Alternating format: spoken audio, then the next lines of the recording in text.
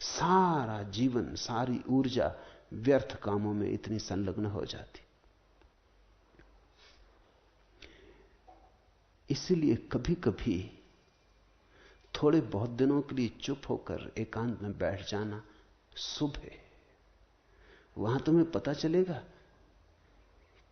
कि अव्यस्त होने में तुम कितने बेचैन होने लगते हो। खालीपन कैसा काटता है। लोग मुझसे पूछते हैं कि लोग दुख को क्यों पसंद करते हैं, क्यों चुनते हैं। लोग दुख को पसंद कर लेते हैं खालीपन के चुनाव में। खालीपन से तो लोग सोचते हैं दुखी बेहतर, कम से कम सिरदर्द तो है, सिर में कुछ तो है, उलझने को कुछ तो उपाय है, कुछ करने की सुविधा तो है, लेकिन कुछ भी नहीं।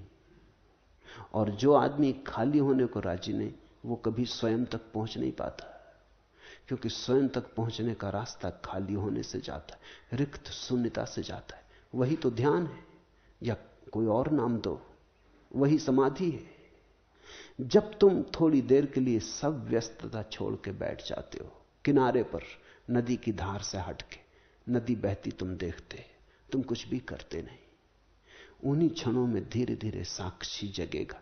लेकिन साक्षी के जगने के पहले शून्य के रेगिस्तान से गुजरना पड़ेगा।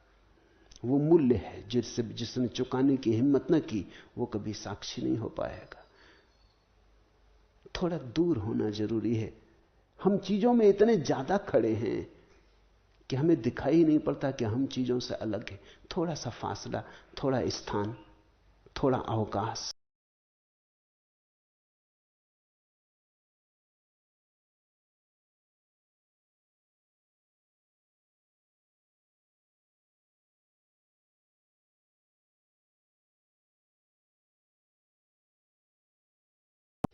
कि हमें दिखाई नहीं पड़ता कि हम चीजों से अलग हैं। थोड़ा सा फासला, थोड़ा स्थान, थोड़ा अवकाश, कि हम देख सकें हम कौन हैं, जगत क्या है, क्या हो रहा हमारे जीवन का। थोड़े थोड़े खाली अंतराल तुम्हें आत्मबोध के लिए कारण बन सकते हैं। उन्हीं उन्हीं अंतरालों में तुम्हें थोड़ी थोड़ी झलक मिलेगी, अहो मैं चैतन्य मात्र हूं।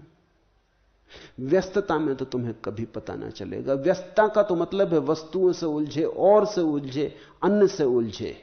जब तुम अव्यस्त होते हो, अनऑक्युपाइड, जब तुम किसी से भी नहीं उलझे, तब तुम्हें अपनी याद आनी शुरू होती, स्वयं का स्मरण होता। अहो मैं चैतन्य मात्र हूं। संसार इंद्रजाल की भांति है, और तब तुम्हें पता चलता है कि तुम्हारी सारी व्यस्तता बचपना खेल है। धन कमा रहे हो, धन के ढेर लगा रहे हो, क्या मिलेगा? बड़े से बड़े पद पर पहुंच जाओगे, क्या पाओगे? सफल आदमियों से असफल आदमी तुम कहीं और खोज सकते हो। जो सफल हुआ वो मुश्किल में पड़ा। सफल होकर पता चलता है, अरे ये तो जीवन हाथ से गया, और हाथ तो कुछ भी ना लगा। कहते हैं सिकंदर जब भारत आया और पौरुष पर उसने विजय पा ली, तो एक कमरे में चला गया, एक तंबू में चला गया और रोने लगा। उसके सिपह सालार, उसके सेनानी बड़े चिंतित हो गए। उन्होंने कभी सिकंदर को रोते नहीं देखा था। उसे कैसे व्यवधान दें, कैसे बाधा डालें, यह भी समझ में नहीं आता था। फिर किसी एक को हिम्मत करके भेजा। उसने भीतर जाकर सिकंदर को पूछा, आप रो क्यों रहे? और विजय के क्षण में, अगर हार गए होते तो समझ में आता था कि आप रो रहे हैं, विजय के क्षण में रो रहे हैं, मामला क्या है? पौरुष रोए समझ में आता है, सिकंदर रोए, ये तो घड़ी उत्सव की है।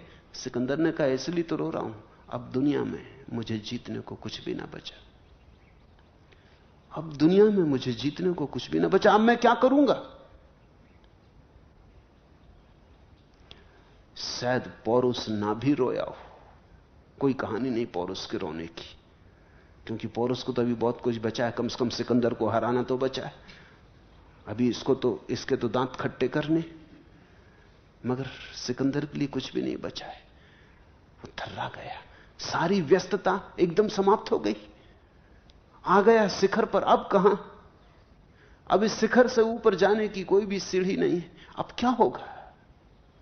ये घबराहट सभी सफल आदमियों को होती। धन कमा लिया, पद पा लिया, प्रतिष्ठा मिल गई, लेकिन इतना करते करते सारा जीवन हाथ से बह गया। एक दिन अचानक सफल तो हो गए और एक साथ ही उसी क्षण में पूरी तरह विफल भी हो गए। अब क्या हो? राख लगती है हाथ। व्यस्त आदमी आखिर में राख का ढेर रह जाता। अंगार तो बिल्कुल धक जाती या बुझ जाती। थोड़े थोड़े अव्यस्त क्षण खोजते रहना, कभी कभी थोड़ा समय निकाल लेना अपने में डूबने का, भूल जाना संसार को, भूल जाना संसार की तरंगों को, थोड़े गहरे में, अपनी प्रशांति में, अपनी गहराई में थोड़ी डुबकी लेना, तो तुम्हें भी समझ में आएगा। तभी समझ में आएगा किस बात को जनक कहते इति ज्ञानम, यही ज्ञान है। अहो मैं चैतन्य मात्र हूं। संसार इंद्रजाल की भांति है, इसलिए हे और उपादेय की कल्पना किसमें हो। अब मुझे न तो कुछ है न कुछ उपादेय है, न तो कुछ हानि न कुछ लाभ, ना तो कुछ पाने योग्य, ना कुछ डर की कुछ छूट जाएगा। मैं तो सिर्फ चैतन्य मात्र हूं। अहो, यही तो मुक्ति है।